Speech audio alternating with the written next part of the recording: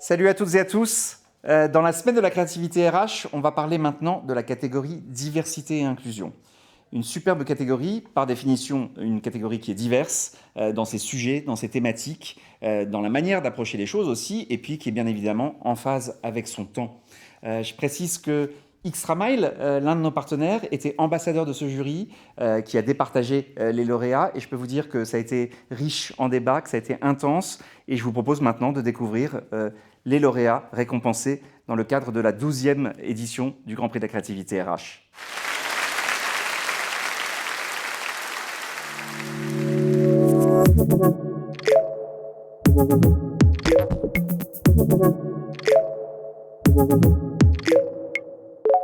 Les objectifs et les attentes des assises de la parité sont simples.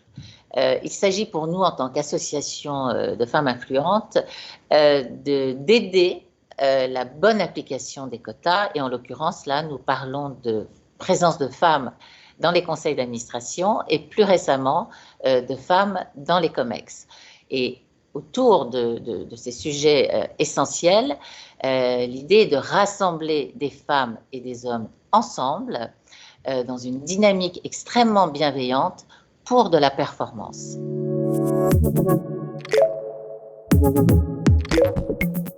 Alors, l'édition 2021 a été un triomphe. Il s'agissait donc d'un événement digitalisé qui a rassemblé 7000 auditeurs qui sont restés bien présents derrière leur écran. Au programme des tables rondes, une succession de tables rondes avec des invités emblématiques et des dirigeants représentatifs sur des thèmes liés à la parité dans les instances de direction, mais pas que, puisque nous avons mis également un focus important sur l'entrepreneuriat au féminin. Entre les tables rondes, des intermèdes musicaux et des duos de chanteurs, car le monde artistique est également impacté par des inégalités salariales et paritaires, puisque, comme vous l'avez compris, le thème, c'était la parité de cette journée dans les conseils d'administration et dans les COMEX. Car le jour où il y aura des femmes dans ces instances dirigeantes, on peut imaginer qu'en verticalité, ces femmes vont aider toutes les femmes. Et pour revenir donc au programme qui était riche et dense, avec un rassemblement de femmes et d'hommes désireux d'appliquer cette parité qui maintenant, on le sait, est source de performance, n'a pas été qu'un seul événement. Dans la mesure où, dans une continuité présentée, il y a eu donc une charte signée par tous les partenaires, et cette charte est appliquée lorsqu'ils le souhaitent avec l'aide des membres qui donnent de leur temps pour les conseiller utilement. Et ces 2 éditions sont le début d'une longue série, puisqu'à chaque fois nous amenons une goutte d'eau dans un océan important. Et récemment, comme vous le savez, le réseau IWF est un réseau, une association internationale, et nos actions ont inspiré d'autres pays qui vont de ce fait dupliquer à court et moyen terme l'événement, nous permettant ainsi de propager à travers le monde des actions bénéfiques.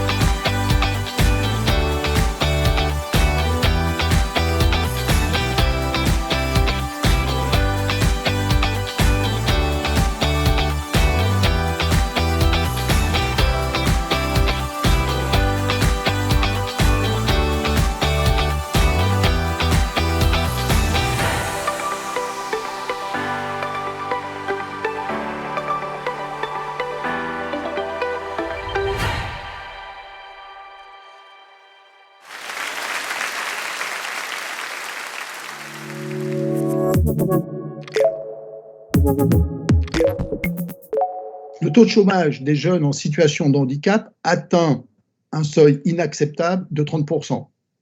Ces jeunes, plus que les autres jeunes, vivent sous le seuil de pauvreté. Pourquoi? Parce qu'ils arrivent sur le marché de l'emploi avec pas ou peu de qualifications.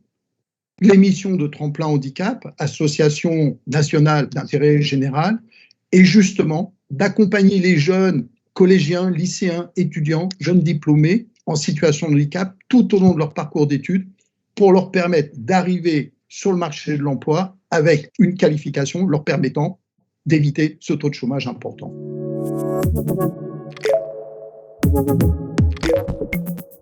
Eh bien, le premier objectif de notre concours Vidéo Tous en scène, c'est de montrer justement à ces jeunes collégiens et lycéens que handicap et études supérieures, c'est possible. Le deuxième enjeu, c'est d'embarquer les établissements d'enseignement supérieur pour qu'ils ouvrent leur campus et leur cursus à ces jeunes en situation de handicap. Le troisième enjeu, c'est de montrer que des entreprises sont prêtes à accueillir ces jeunes dans leur activité. Et puis, l'enjeu global, c'est évidemment d'apporter un changement de regard que la société porte sur le handicap.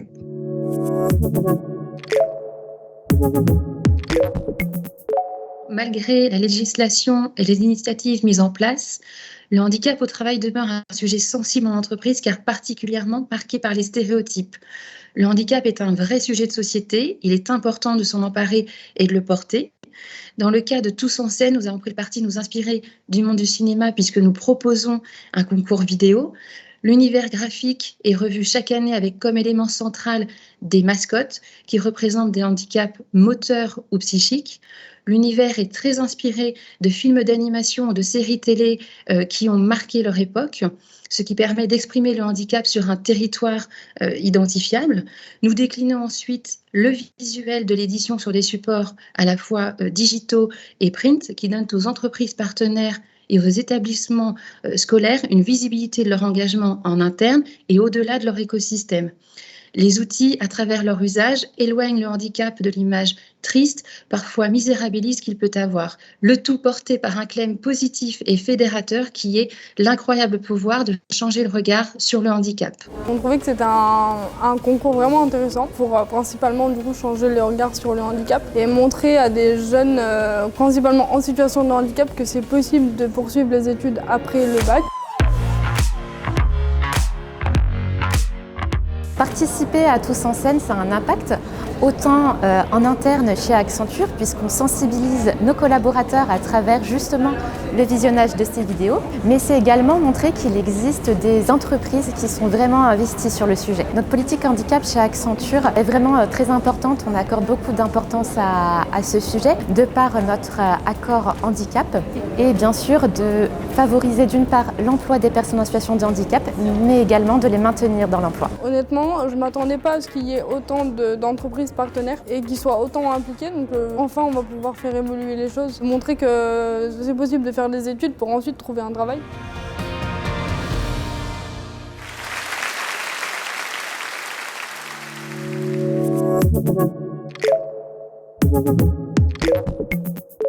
Nous, on est le centre Hubertine Auclair, c'est le centre francilien de ressources pour l'égalité femmes-hommes. Et tous les ans, on produit une campagne qui est destinée aux 14-18 ans. On avait fait le constat pour la campagne Plus jamais sans mon accord que les violences sexuelles sont banalisées par les adolescents et adolescentes.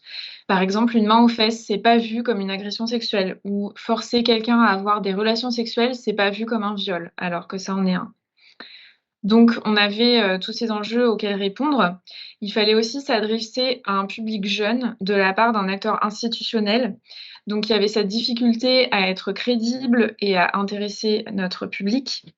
Et il y avait aussi la difficulté en général à parler de violences sexuelles à un âge où on découvre la sexualité. Donc, il fallait parler des violences sexuelles sans faire peur et sans non plus réactiver les violences, comme certaines campagnes existent. On voulait vraiment montrer aux victimes qu'elles n'ont plus à subir, qu'elles peuvent réagir. On voulait empouvoirer donc les victimes.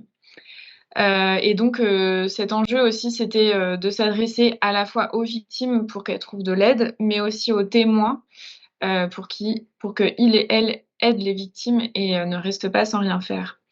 Et on a bénéficié du travail très précis sur les messages et les graphismes par We Are Together.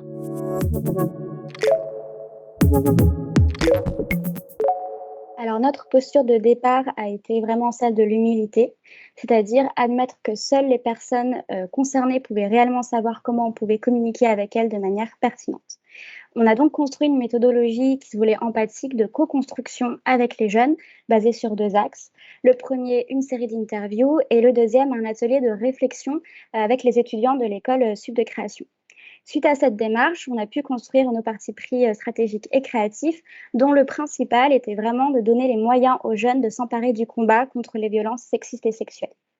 Pour ce faire, nous nous sommes inspirés des pratiques des mouvements féministes actuels, mais aussi des contenus culturels affinitaires des jeunes, donc tout ce qui est séries, musique et réseaux sociaux.